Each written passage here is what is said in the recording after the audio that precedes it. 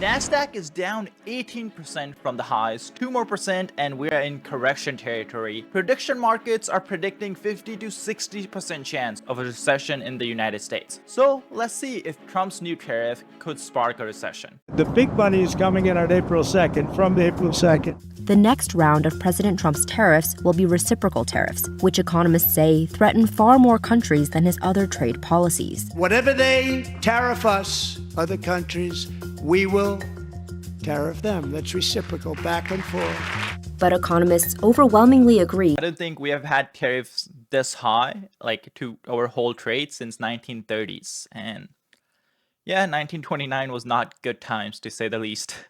That the move will hurt U.S. consumers with rising prices. Tariffs in general raise the price of everyday goods because companies pass the higher importing cost onto consumers. But reciprocal tariffs will amplify this effect because the policy will raise tariffs across so many more industries.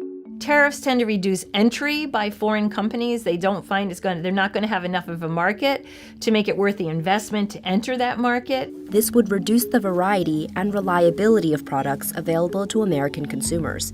But Trump sees reciprocal tariffs as a way to even the playing field. Countless other nations charge us tremendously higher tariffs than we charge them.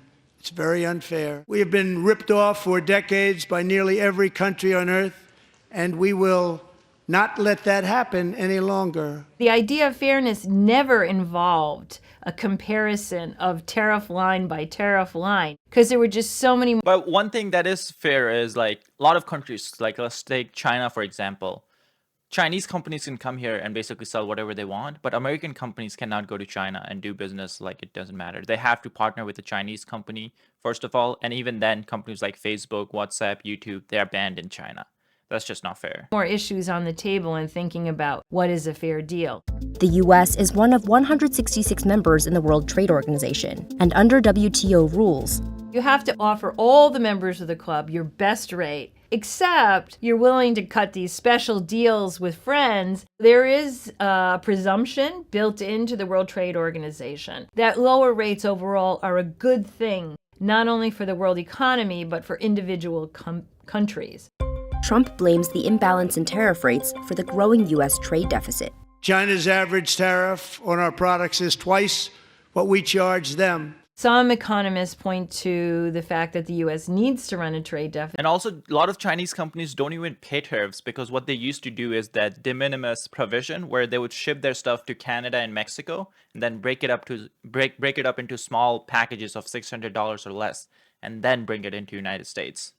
Because other countries want to acquire dollar-denominated assets because those assets have historically been viewed as safe assets. Some economic experts point to the federal budget deficit as another reason the U.S. consistently has such a big trade deficit. That is a source of the need for borrowing from abroad. Economists say they're generally not concerned about the trade deficit because debt isn't inherently bad. It just means the U.S. is borrowing from the rest of the world. But economists do watch the level of U.S. debt overall. There is a case to be made that we need to reduce consumption relative to our income. How do we do it?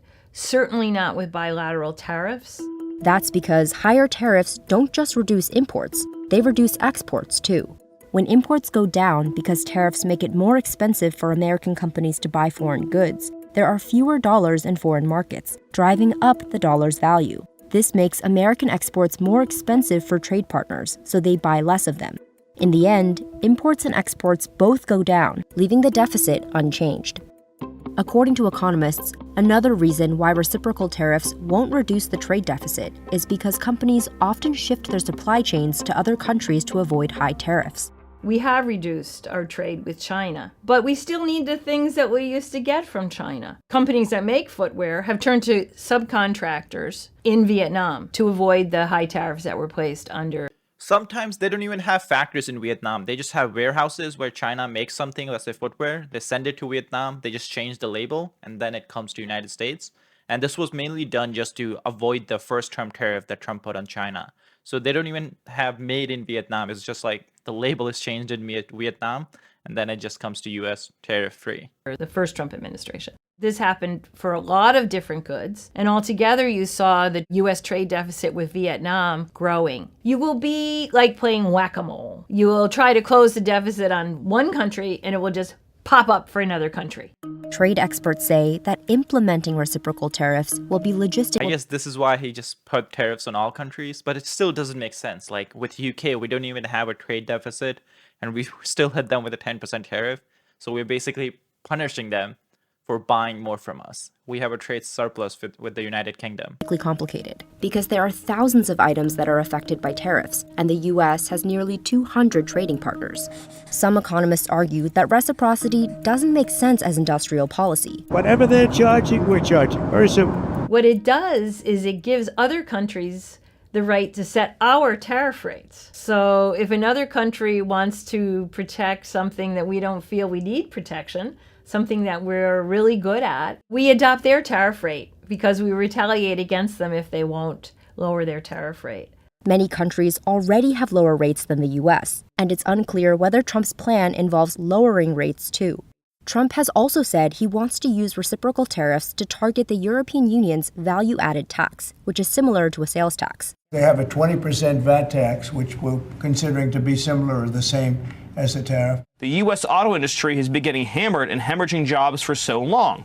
It is massively unfair treatment, and the president's making clear that we are going to pursue a policy of reciprocity.